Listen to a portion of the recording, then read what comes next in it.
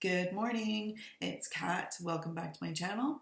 Today is a beautiful fall October day, and I've decided today that we're going to talk about significator cards. We're going to talk about what they are, how to use them, and methods that we can use to choose them.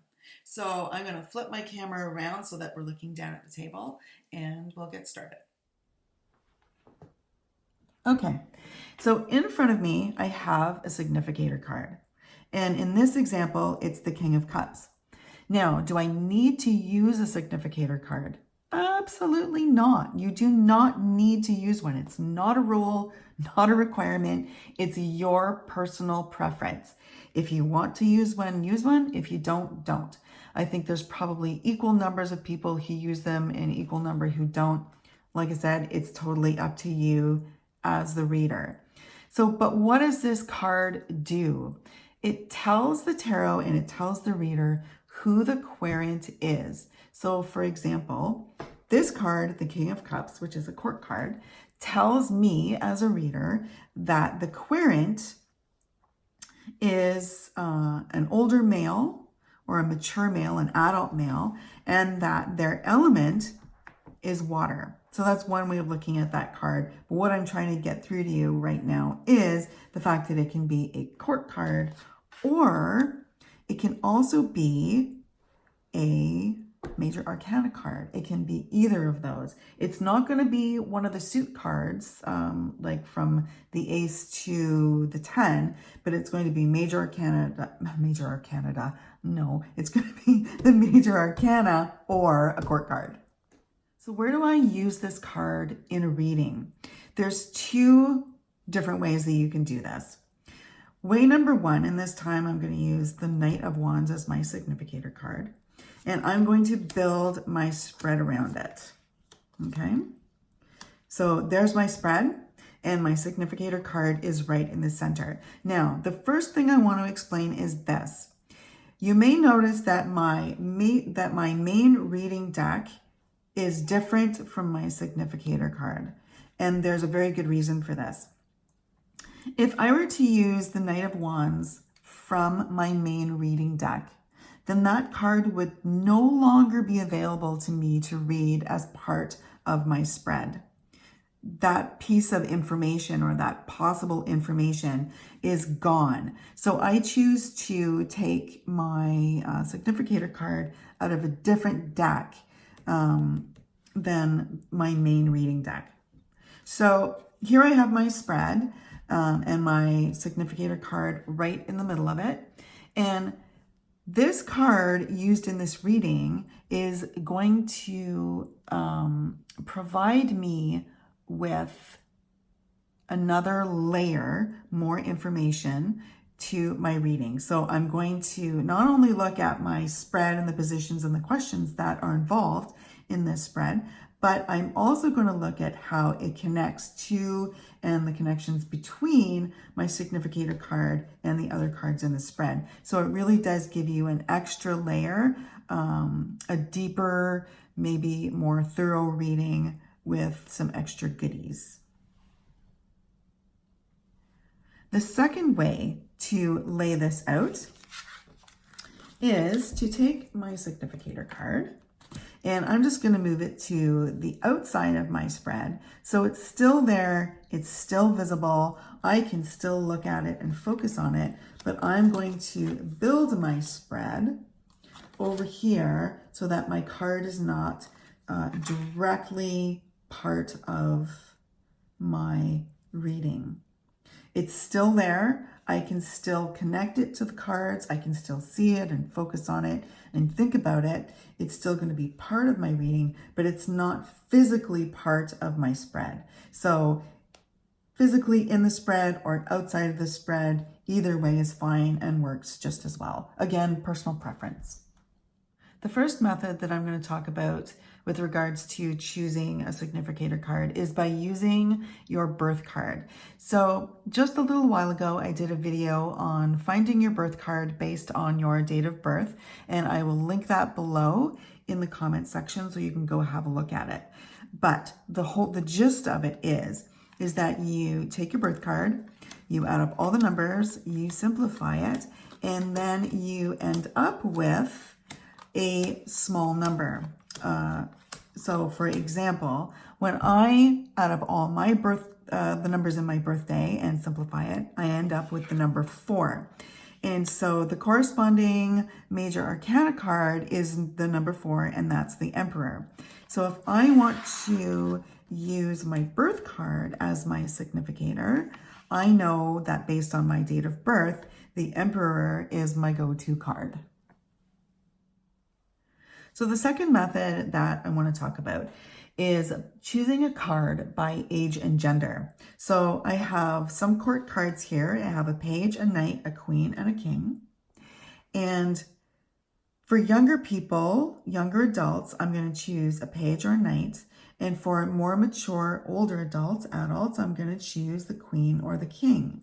Now, these work by gender as well. So the page and the queen would be female, and the knight and the king would be male. So if I'm going to talk about myself as a 50-year-old woman, I'm going to use a queen. If I'm talking about my daughter, who's 19, I'm going to use a page. My husband, clearly, he's my age and he's male, so I would use one of the kings. You may wonder which suit you're going to pick. So for myself, if I were going to choose for myself, I would choose the Queen of Wands. And the reason that I would do that is I think that my personality, my personal characteristics are very fiery. And so I would choose to use the Queen from the fire suit, which is the Wands. My husband, I would choose to use the suit of cups for him, and my daughter as well. I would also choose to use the cups for my daughter. They're both very emotional people, and they really thrive on relationships with people. And so I would look at their characteristics and the characteristics of the suit, and I would choose cups for both of them. And for myself, I would choose wands. For my son, I would choose actually the Knight of Swords, because he uses a lot of mental energy. He's a real thinker. So for him, he's a little bit younger. He's 29, and so I would choose the Knight of Swords for him.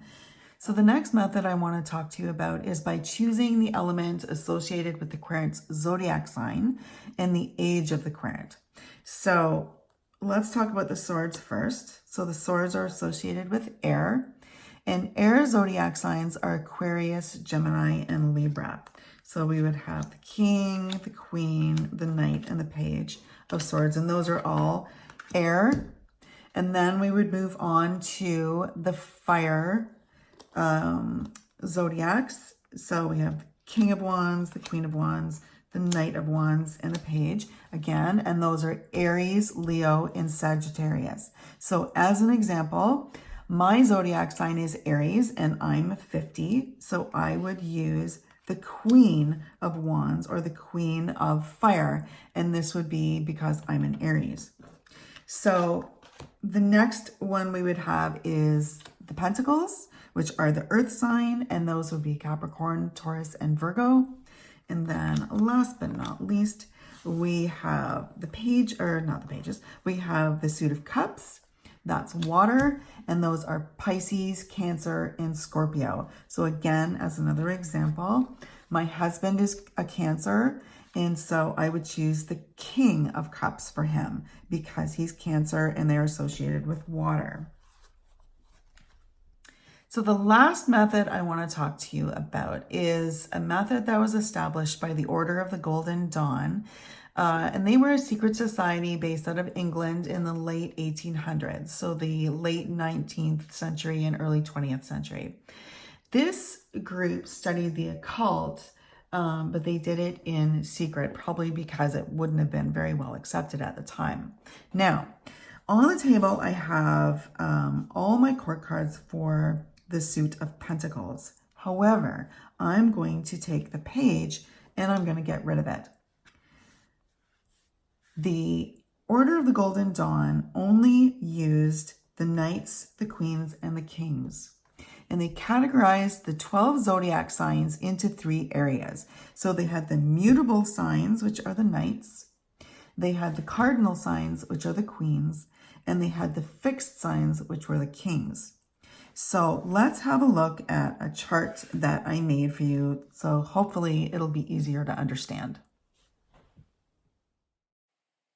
Okay, so here we have a chart that outlines the significators according to the Golden Dawn and the elements that are associated with each one. In the first left-hand column, you can see the court cards. So we have the knights, we have the queens, and the kings. And then in the next column over, we can see the associated zodiac signs. So the Knight of Wands would be Sagittarius, the Knight of Cups would be Pisces, Swords would be Gemini, and the Knight of Pentacles would be the Virgo. And so those 4 zodiac signs make up the mutable group, the mutable zodiac signs. So Sagittarius, Pisces, Gemini, Virgo. And then we have the queens, who are cardinal, and they are Aries, Cancer, Libra, and Capricorn. And then we have the kings, which are fixed, and those are Leo, Scorpio, Aquarius, and Taurus. So again, as an example, I'm going to pick myself, and I'm an Aries, so I would be the Queen of Wands.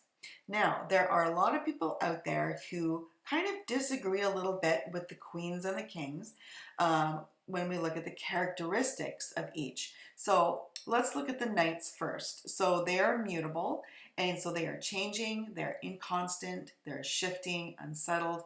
They are a group that are maturing. So if you think about the characteristics that we associate with the knights, those are all things that we see. They're young, they're growing, they're learning, they're changing, shifting around, they're unsettled. So we can see though how those characteristics really apply to the knights. So if we look at the characteristics for the queens and the kings, that's where the discrepancy sort of happens. So when we think of queens, we think of focusing inward, we think of maternal qualities, we think of being still and serene, we think of moving forward within ourselves. So those are characteristics that we usually associate with queens. However, the Golden Dawn associated those with the kings. So that's one area in which you really have to choose for yourself. Again, it's personal preference. Which ones do you want to be cardinal and which ones do you want to be fixed? Do you want the queens or the kings? So you can look at this in two ways. If you're a traditionalist, you might want to keep things status quo, the way they are, so the queens being cardinal, the kings being fixed. Or if you want to switch things around, if it's more palatable to you to have the queens as fixed and the kings as cardinal, again, I don't really think there's anything wrong with that. You do what's best for you and the way you like things the best. So the next column over is the dates, and those are the dates associated with the zodiac signs. And then we have the elements. So for the wands, they're fire, the cups are water, swords are air, pentacles are earth. And then last but not least, I included the symbols for each of the zodiac signs. So that's it for today. That's all I have to say about significators. I hope this was helpful to you in some way, and I look forward to seeing you again next time.